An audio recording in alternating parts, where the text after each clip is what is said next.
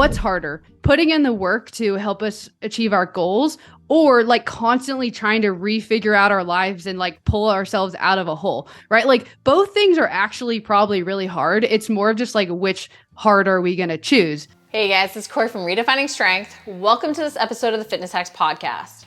So I want to talk about my favorite tips for helping you get lean and strong, but taking a more no BS approach. And I bring this up because I think it's really key that we embrace that results mean hard work. Simple, sustainable does not mean easy in any way, shape, or form. And if we try and seek out the easy, we're ultimately going to sabotage our long-term success. It's what's kept us stuck in the cycle. Even things we think, oh, well, it worked in the past. And yeah, maybe you did lose weight on the scale. Think about where you're at right now wanting to lose weight again, right? Or feeling like you're worse off than where you were. That seeking out of the easy, of the very, very, like fad diet results, the quick fix is what kept you stuck. It didn't work, okay? As much as it felt like it did in the moment, it didn't work.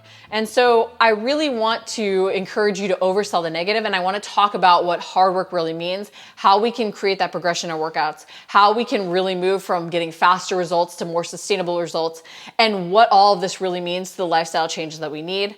And I'm super excited to dive into some of the mindset side as well with one of my amazing coaches, Christina, because I think it's important, as stinky as it is, to embrace the hard and recognize what it's going to take to work hard enough to see the results that we deserve over trying to convince ourselves it's going to be easy when it isn't.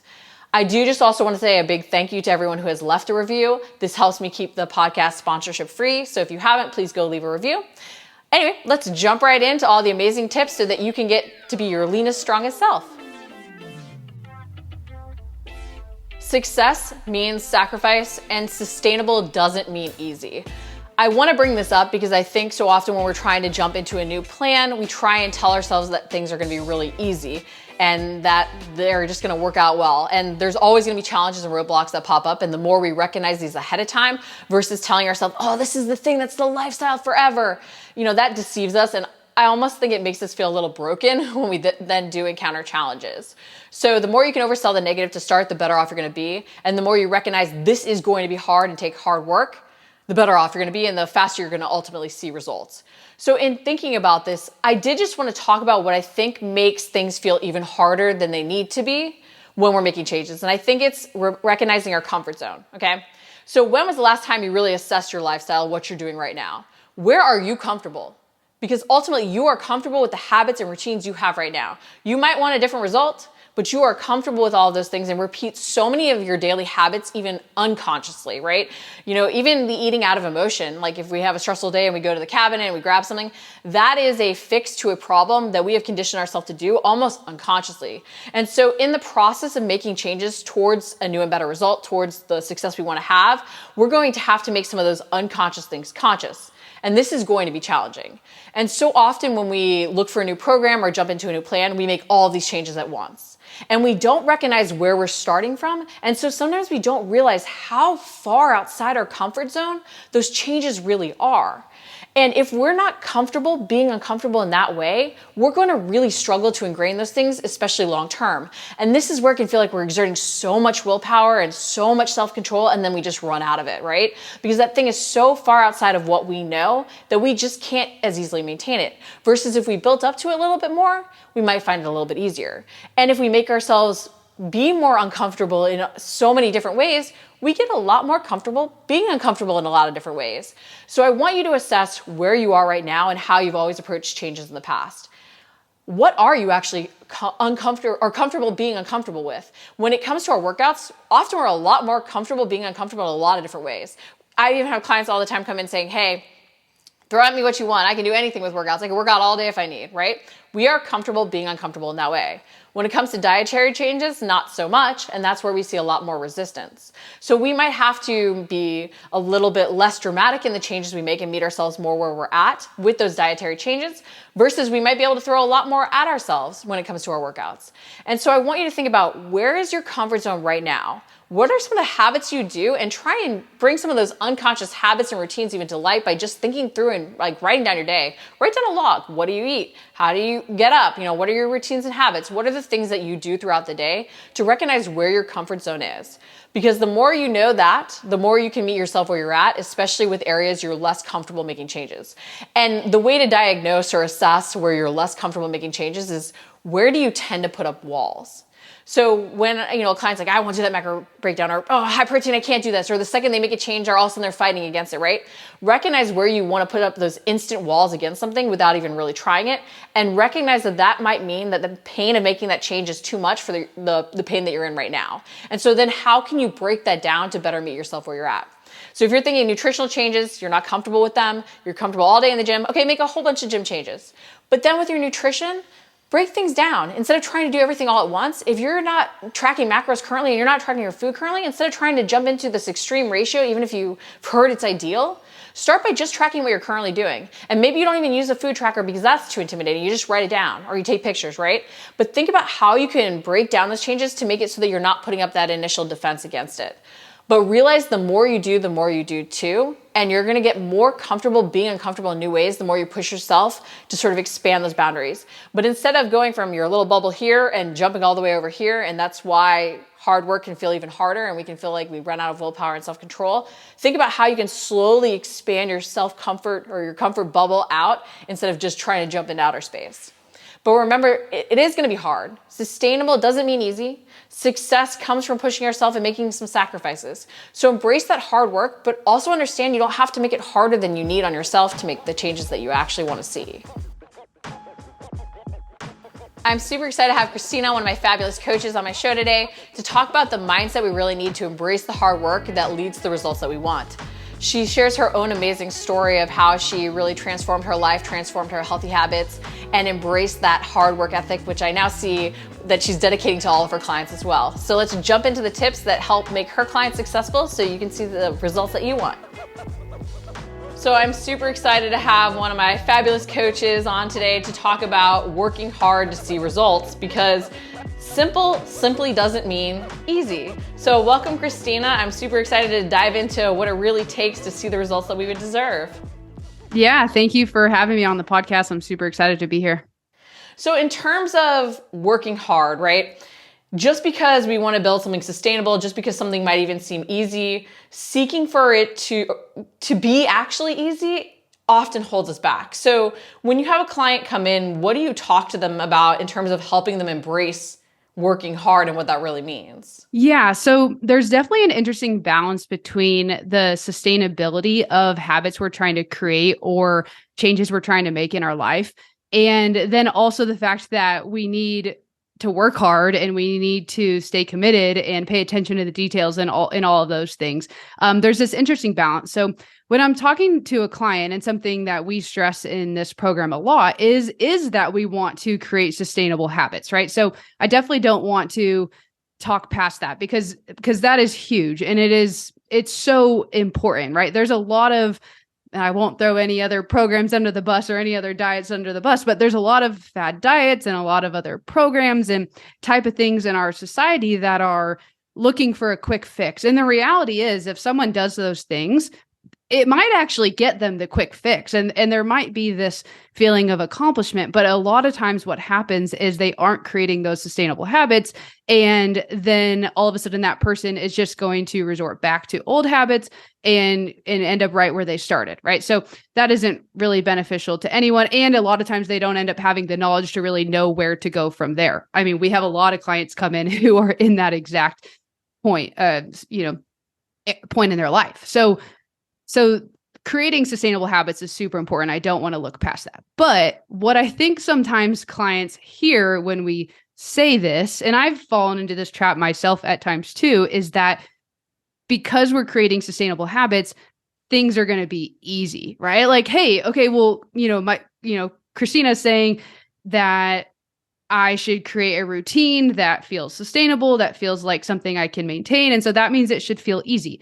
No, right? That is not what we're saying. Anytime we're trying to make changes in our life, especially when it comes to our health, anytime we're trying to prioritize ourselves, eat healthier, create a workout routine, it requires a lot of hard work. I mean, a lot of times it requires saying no to a lot of things that people are asking of us. A lot of times it requires saying no to the tricks that our mind is playing on us constantly, right?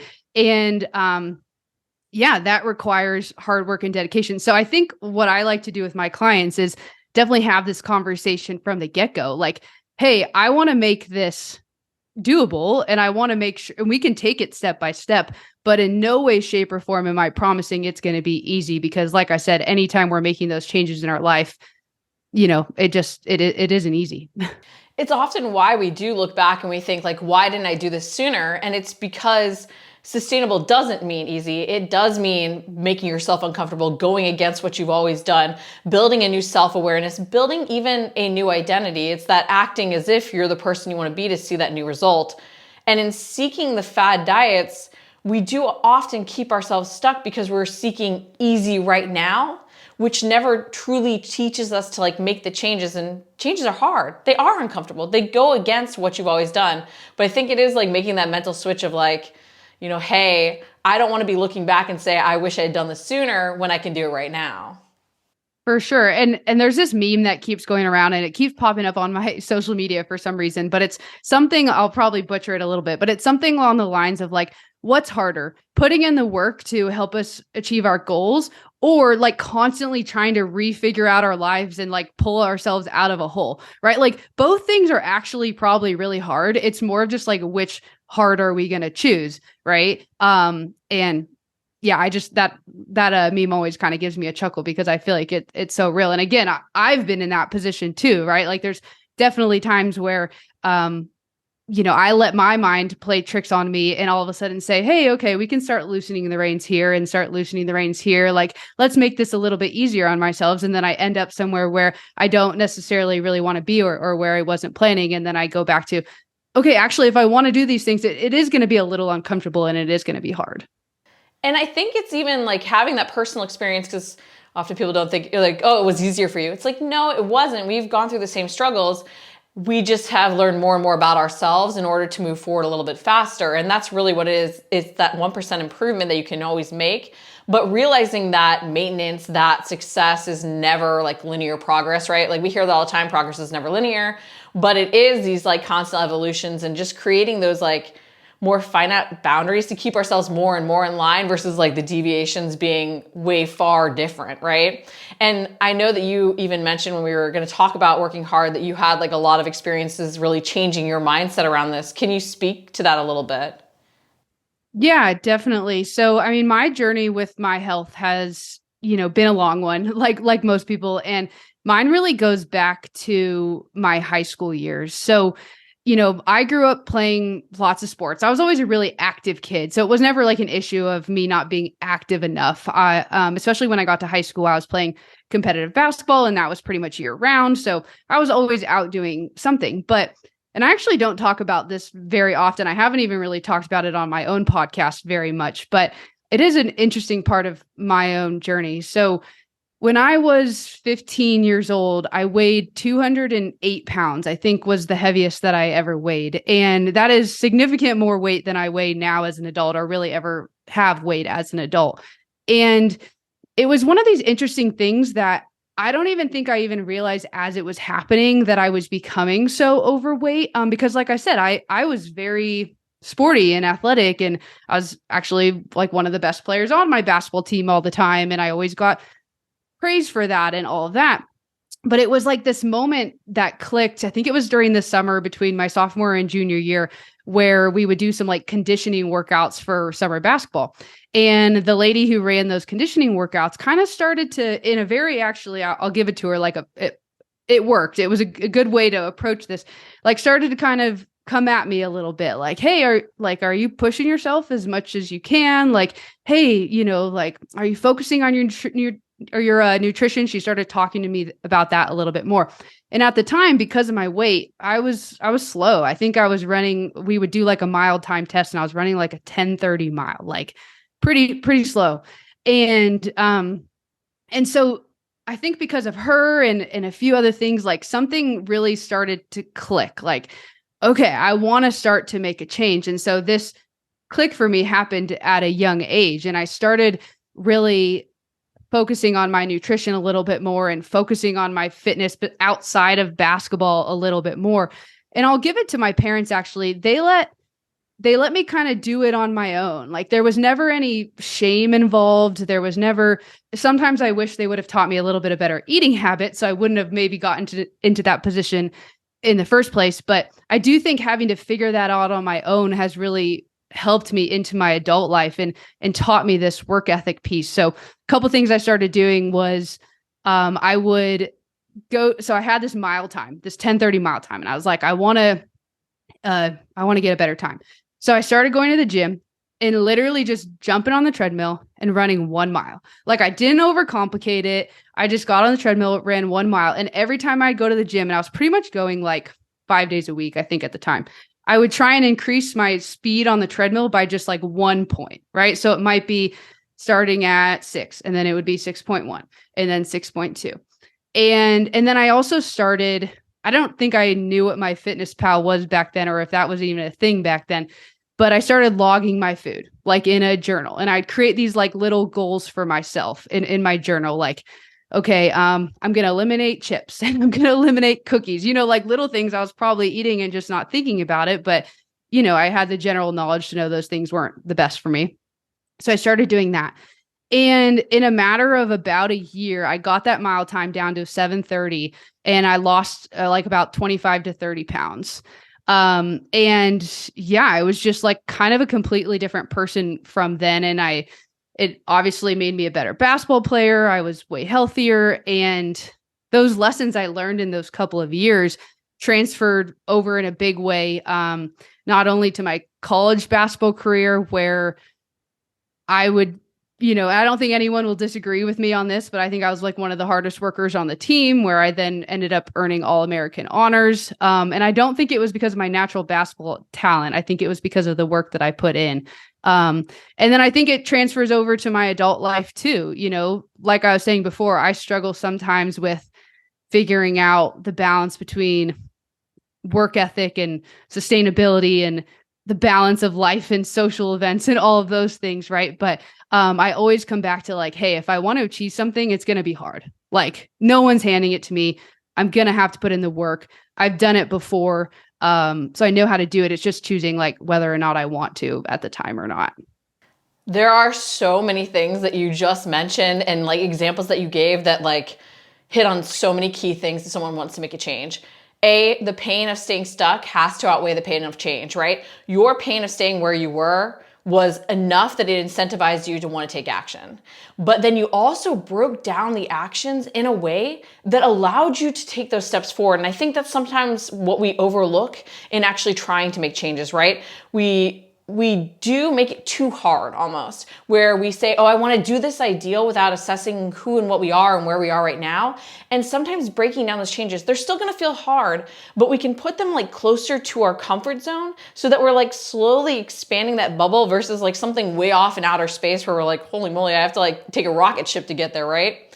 So you hit on that, which is like, I think so key, but also the fact that I think we're waiting for some ideal, or we're seeking out some ideal, or we think there has to be a perfect plan, and you simply took action. You didn't fully know if what you were doing was right? You're like, okay, I know these foods probably aren't the best for me. Okay, I want to get a mile time down, so I'm going to go run on the treadmill. Probably now you'd be adding in all the activation work that we do and all the other things, but you simply took action. And I think we don't often recognize how much the change in mindset over even the habits that we're doing really pays off, which is why I love how much you really talk about mindset, like with all of your clients as well. Yeah. And I think something I didn't really get into there was like the fact that in the beginning stages in my high school years, right, it was just kind of taking those small steps that I think at the time I didn't realize were small steps, but I think it led to success, but it felt hard and uncomfortable, and am I even doing the right thing and whatnot, right? But then once I got into my college years, it's not that things, so I played college basketball. I think I kind of made that clear, but it's not that things necessarily got easier. Like I worked my tail off in college, pretty much all year long, to get the achievements that I did, with college basketball. But it was part of my routine. And I think that's where the sustainability piece comes in. It's not that it gets easier. I was still in the gym early mornings, sweating my butt off, whatever, right? But it became what I wanted to do. It was what I was used to. It was almost like if I wasn't in the gym, I felt like something was off, right? Like all of a sudden my family would be like, "Hey, we're going on this vacation," which very lucky to say my family goes on vacations, and my mom would want to take us on these week-long trips, and it'd be awesome. But like there'd be a piece of me that's like, well, what am I going to do? Right? Like I'm not going to be in the gym. Like that felt weird to me to be out of that routine. I think that's where the sustainability piece comes in, and the balance between sustainable and hard. Sustainability is really developing comfort, being uncomfortable in specific ways. And I think we see it a lot of times with clients coming in. They're even potentially comfortable making themselves uncomfortable in the gym, but not so much when it comes to that nutritional component. So sustainable and things becoming more routine is developing a comfort with what was once uncomfortable. But it's also like embracing that. I think it's like overselling the negative a little bit to yourself too as well. Like when you were doing these things, you weren't like, oh, this is going to be so easy. I'm going to do this fad diet and drop 10 pounds overnight. There was none of that, which I think we now sort of delude ourselves a little bit with seeing those fad diet results. But you did oversell that negative in a weird way to yourself to create sustainable habits. And I think that's also like a key thing you do with your clients is like when you talk to them up front, you're like, this is going to be hard.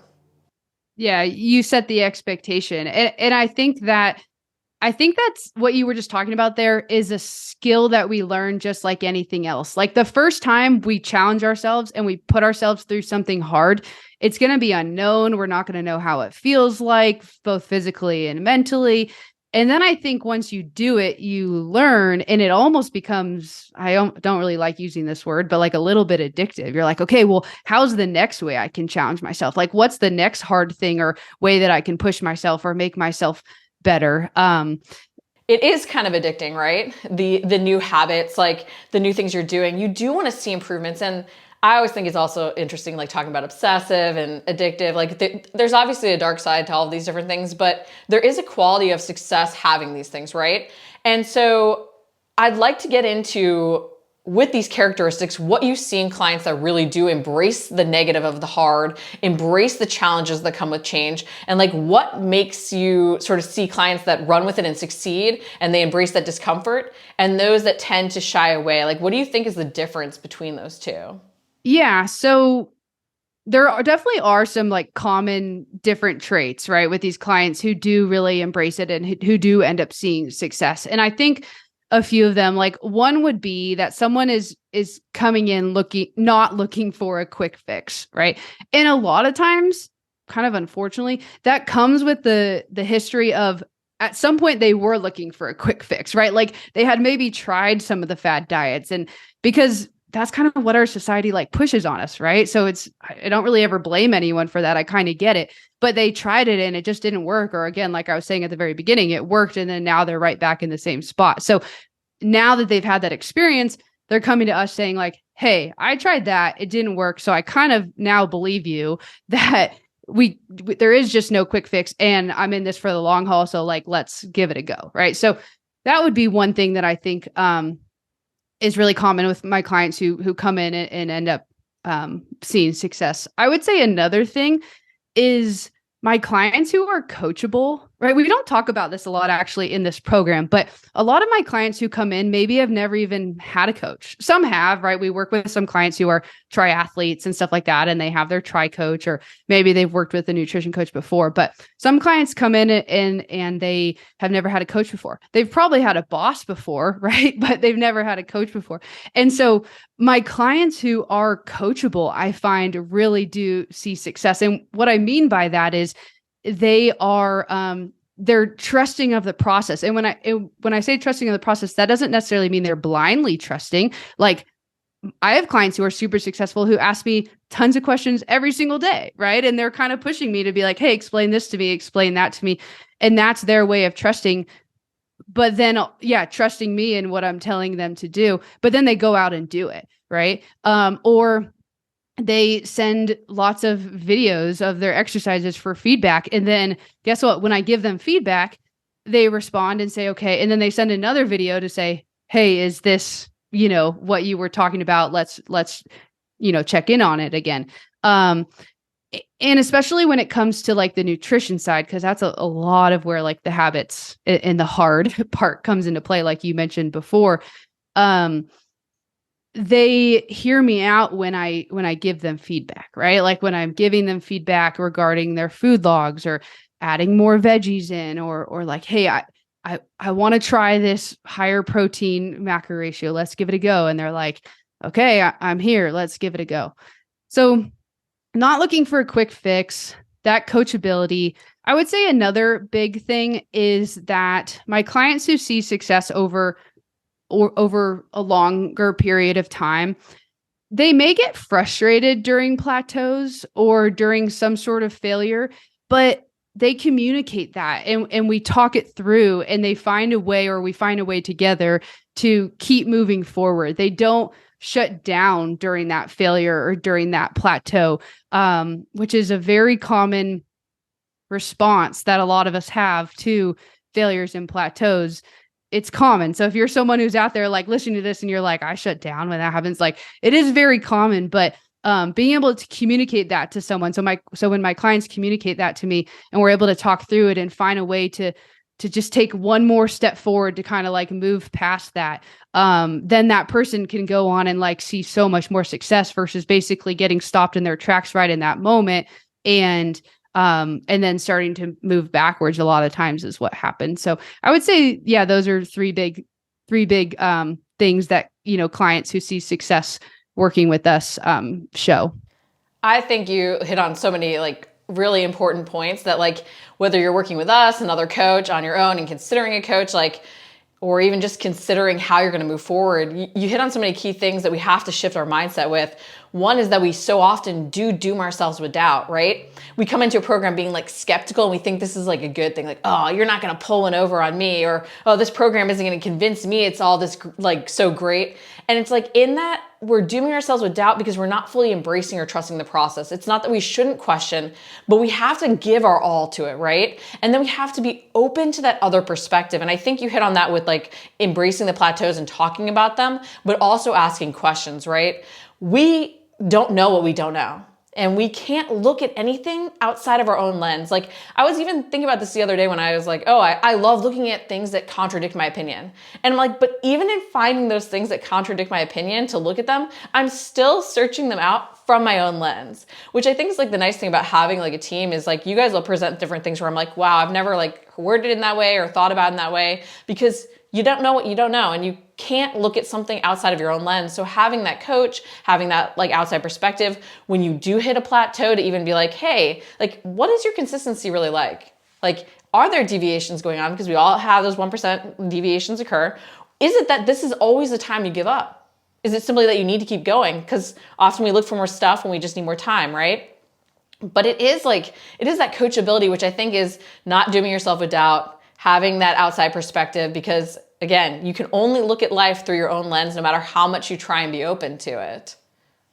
I think an example of that too is the fact that we get clients. I've had many clients, working with Redefining Strength, who are also like in the fitness industry, like either personal trainers themselves, or maybe even in the online space of some sort, just in some way they're in the fitness industry. And so theoretically, they could be putting together their own workout progressions. They could probably theoretically know enough to put together their own nutrition plans, but yet that person is still reaching out for help. And I've had many of those clients again see a ton of success with us. And I think that is because exactly what you just said, right? Like sometimes it is so hard to see what our own journey is in reality. And it's so nice to have someone else kind of be able to pick it apart a bit and be like, oh, actually, have you thought about this? Or what do you think about this? Or like, I would actually suggest this to you. I was actually just recently having a conversation with a life coach here in Bend. I had her on my podcast, and we were talking about the stories that we tell ourselves versus the actual data of what is actually happening, and how like those two things can conflict so much. And as humans, and again, just like a lot of what society has done to us, a lot of times we rely on the stories that we tell ourselves. We like tell ourselves these stories over and over and over again. Like one, for example, might be, I've been working so hard and I'm just like not reaching my goals, right? But then when you like actually find whatever data it may be that you can get your hands on and you look at that, you actually start to realize, oh, shoot, maybe I haven't been as consistent as I thought I have been, right? Like I've had all these weekends where I haven't been hitting my nutrition goals, or I've missed all of these workouts, or I actually haven't been like pushing myself in the weight room, or maybe it's something that was kind of out of your control. Like maybe you got injured, right? And you like had to take a step back and before you move forward or whatever. But when you look at that data, you're like, okay, there's actually some things here that it makes sense why I haven't reached my goals yet. So anyways, that little tangent, but I kind of love that, that balance between the stories we tell ourselves and the data, and just making sure that we're looking at both of those things. I love that line. I think that really summarizes, like, if you want to embark on a new journey and see a new and better result, you really have to stop and pause and assess what you are telling yourself and what you're actually doing, and then see how those two things align. Like, thank you so much, Kristina, for joining me today. Can you tell everybody where they can also find your podcasts and your information as well, so they can continue working on their mindset as they're working towards their goals? Yeah, of course. So yeah, I'm excited to tell you guys about my podcast. It's called Making Changes, Breaking Barriers. And you can find that on pretty much any podcast platform, including, Apple Podcasts and Spotify. You can also follow me on Instagram at Change with Coach K. I post a lot of, I try and be inspirational on there, a little bit about my life as well. And I also share some of, the results from my clients and stuff like that on there if you want to give me a follow. Awesome. Thank you so much, Kristina. Thank you for having me. I want to talk about the fast to sustainable continuum. So I see macro tracking, I see creating workout progressions as the fundamentals, but I think we can use these fundamentals to move towards our goals a little bit faster, or to create slightly more sustainable habits. And it's not really either or. We can move along this spectrum whenever we want, based on how motivated we are, based on what our life is throwing at us. And I think it's key we remember this, because I think often when we embrace like a challenge, it's either we think it's fast or it's sustainable. It's not that we can move between. But if we dial in those fundamentals, we can really achieve goals at different rates based on what life is throwing at us. Because there are going to be times, guys, that you have to embrace doing the minimum, that even maintaining your previous results is going to be all that you can handle, and you need to embrace that. But there's going to be other times of year, like around the new year, where we're more motivated, maybe because we were a little bit more lax with our habits, or just because that time of year lends itself to that and our lifestyle isn't as busy, right? We have a more perfect time of life to do a little bit more towards the goals we want. So it's key we recognize that this is a continuum we can use to our advantage, but it's also key that if we say we want faster results, or we say we want more sustainable habits, that we recognize what that really means. So I wanted to break down sort of both ends of this so that you can decide, what do I actually want right now? And then what habits am I going to have to implement to get there? So in terms of if you want faster results, you've got to think about no days unlogged, okay? If you tell me you want to lose weight, you want that body recomp to happen overnight, I'm going to tell you, okay, we'll log every single day, okay? You can't have any days unlogged, because you don't want your macro ratios to be more than 1% to 2% off, especially if you are trying to achieve six-pack abs or get to a new level of leanness, or especially if you've had the weight on for longer and you're trying to bust through that plateau. That means that your weekly averages are consistent. And it's not just that you ended at your 40-30-30 ratio and your 1,500 calories at the end of the week. It means that every day looks pretty spot on, okay? Your daily calorie totals, your daily macro averages are all right there too, as well as the weekly average being in line. It means that you're within 100 calories plus or minus of your actual daily intake and goal. It's not all over the place. You're getting that consistency. If you're seeing common trend, it's consistency for the faster results, right? It is more precision. You can't be having foods out as much where you can't log as consistently or know that you're getting exactly what you need. And again, these aren't bad things to have more deviations, but if you're telling yourself or me or your coach that you want as fast results as possible, these are all sacrifices you're going to have to make. And the more we can embrace this, the more we can meet ourselves where we're at to actually move along this continuum and use it to our advantage at different times of year, okay? And if you want fast results and you're even trying to seek to get as lean as possible and reach a leanness level you've never had, you're probably going to want to cut out alcohol for a bit, okay? And you're going to want to have a bigger emphasis on food quality, on making stuff at home, because it gives you more control. Again, what you even do to achieve a result might not be what you do to maintain it, which is why I think it's key that we understand that this continuum is based on dialing in those basics. It's based on understanding our portions of our food, understanding food quality, understanding progression, so that we can do a more intense macro breakdown, but then also steer back towards sustainable. Or if we've been sustaining for a while, we want a specific result and we want to look a little extra fabulous for a vacation, we know how to move towards that fast end with a mini cut, right? But these are some of the things that are required of us to get faster results. If we're looking for those more sustainable habits, and if you're just starting out, guys, I know it can be really tempting to be like, I want results now and jump in. But again, that goes back to our comfort zone and knowing where we're comfortable. You might say, hey, in order to get this ball rolling and actually maintain these results for longer, I need to start more sustainable and then go faster as I get comfortable. That's great as well. But on that more sustainable side of the continuum, there's more ability to include cheat days and refeed days. And maybe once you've achieved a goal and you're transitioning into maintenance, this is where you also develop some of these sustainable habits. You've cut out alcohol for maybe a little bit. You haven't had macro cheat days or cheat days. And now you start to add those things in as you transition to maintenance. Because guys, once you've broken that set point, achieved a goal, it becomes a lot easier to maintain it the longer and longer we've now been at that goal as well, okay? But maybe you go to more focusing on minimums. You set that 30% protein minimum and a calorie cap, but there's variation in your carbs and fat instead of hitting exact macro breakdowns every single day. One day you might be higher carb because you did more cardio. One day you might be higher fat just because you went out to eat. But you have that ability to vary things up a little bit more while hitting minimums. There is going to be more variety over the course of the days, but you're still sort of getting close on those weekly averages. Maybe you have 90 days or 90% of the days that are logged and you have 10% where you're not logging on that cheat day or whatever else. And you know that that could be throwing you a little bit out of your calorie deficit, but you're not as concerned about it. And that is one reason why if you want faster results, you need to log every day, because especially if you're trying to create a smaller calorie deficit through the week, to not be hungry, to make sure that you're focusing on body recomp, a very small calorie surplus from a cheat day, which is very easy to do if you eat out or have any alcohol, that can throw you out of the calorie deficit and really impact your results. So when you get those unlogged days, it's going to be more towards that sustainable side, and it might be your lifestyle balance, but you also have to know that that could slow results because you don't know exactly what you've consumed on those days. And then with the more sustainable, it's working in more of the things you love. I like to see this as, what can I get away with, right? Into my macros, can I map in different things like the hot dog when I go to a baseball game? Can I map in, some candy because I want these different things? And that's where you find that balance where you don't feel as restricted. Note, one isn't better than the other. It's just being aware of the sacrifices that come with each aspect, right? Sustainable means you're going to be able to have a little bit more things. It's more of that lifestyle balance, but results might not happen as fast. Versus if you do go a little bit more intense, make a few more sacrifices, results might happen faster. But you can use this whole continuum to your advantage and shift gears between these different habits because you're focused on the fundamentals with both of them. And you can move along it based on what you need at that time to meet yourself where you're at.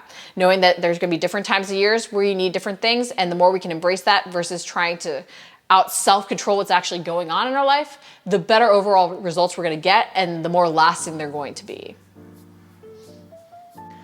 Results happen in our workouts because we push ourselves to do a little bit more.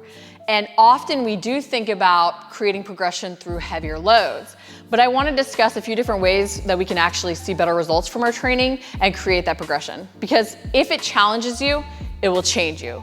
But you need to challenge yourself. It's really easy to get into a routine where it says 12 to 15 reps and we do 15 reps and it kind of burns, so we stay right there. And we don't say, hey, well, what if I can do 16 or 17 with this weight? Or hey, I can do 15, so now I need to force myself to go heavier and work down towards the 12. So I want to talk about progression a little bit in our workouts. And when it comes to weights, right? So if we're doing that straight leg deadlift and we're working at one weight, we might be like, okay, I can do the 15 reps with this weight. So you're doing your 15 reps, right? And if you want to see demos of any of these moves, even though they're not necessarily specific moves you have to do, you can watch the YouTube video if you are listening to it. But if you're doing 15 reps with like a straight leg deadlift and you're like, okay, I can eke out a 16th rep, do it, okay? If you're like, hey, I can do 16 reps and my top is 15, then you want to not only do that extra rep that you can do, but go up in weight. Even if you go up to the next weight and you're like, holy moly, I have 12 to 15 reps and I can't even do 12, you might stay there, okay? So then you write down, hey, I did 11. And then the next time you do it, you try and get 12. And if you can do 12, maybe do 13. And then once you hit 15 again, that's your sign to go up. But when you have those rep ranges that say 12 to 15, 8 to 12, 6 to 12, whatever it is, always think if you can hit the cap, A, don't just stop there with the weight. but B, say, okay, this means that I need to go heavier. And especially if you are really working on muscle hypertrophy, you're a more advanced lifter, you want to build that maximal strength, err on the side of barely being able to hit in that first week that bottom rep range. So if it's 6 to 12 and you hit 6, maybe you stay there for the next week and try and get up towards 8, 10, 12. And then if you do, you go back up in weight to go back down in reps. But that way you're creating progression in 2 different ways, not only loads, but also doing that extra rep. But there's a point at which you're going to find you can't necessarily add weights all the time, or you can't necessarily add another rep, or you're even finding ego is getting in the way, which I find happens, unfortunately, a lot to me, where I'll be like, okay, I'm going up in weight just to go up in weight. I'm not actually able to feel the correct muscles working any longer. And that's where you can use progression in so many other ways, whether it's slowing down tempos, extending the range of motion, using different types of tools even, okay? So you might be using a kettlebell and you might go to a cable instead, or use a resistance band. Instead of getting married to one piece of equipment, we have to realize that each of these apply tension in different ways. If you're doing a step up holding dumbbells and then you anchor a cable down low, that's going to apply tension in a different way that will actually emphasize different muscles as well. Or you might even find that with creating progression, right, you're doing more reps off the bench and you're like, oh, okay, I'm doing all these reps off the bench, but you're only getting better at doing reps off the bench because you're going more for more reps over progressing the movement. And this is where you have to think, okay, if I want to get down towards that first full push-up, I've got to lower the incline. So maybe you could do 10 reps there and it says 8 to 12 reps for push-ups in whatever workout you're doing, but maybe you come down to the ground and you're like, well, I can only do, my 5, and so then you do 5 and you rest to even get out your 8, but that's better to do lower reps of the harder variation to create that progression. So just realize you can create progression in so many different ways, but you need to challenge your body if you want to create that change. If you're always staying with what feels comfortable, if you're feeling just worked and not actually tracking your progress to do a little bit more, one more rep, change up the tempo, in some way vary the movement, you're not going to see the results you want. This doesn't mean, though, string things randomly together, because that's where you can't see any progression at all, because you don't know what you're actually changing, what's adding up and what isn't, or how you're building. So you want that weekly schedule that you repeat for at least 3 to 4 weeks, 2 weeks at minimum, probably 6 weeks at max, because I think that's where ego starts to get in the way. We start to get a little burned out. But then after that, you want to change it up. And it doesn't have to be dramatic changes. It can be just slightly changing postures, positions, equipment, tempos, but a small change to create that constant progression driving you forward if you want to see results. Hope those tips helped. I'd love to hear how you create progression in your workouts and even what movement variations you started to implement to use the same but different principle to create progression and really drive growth. Well, that's a wrap for this episode of the Fitness Hacks Podcast.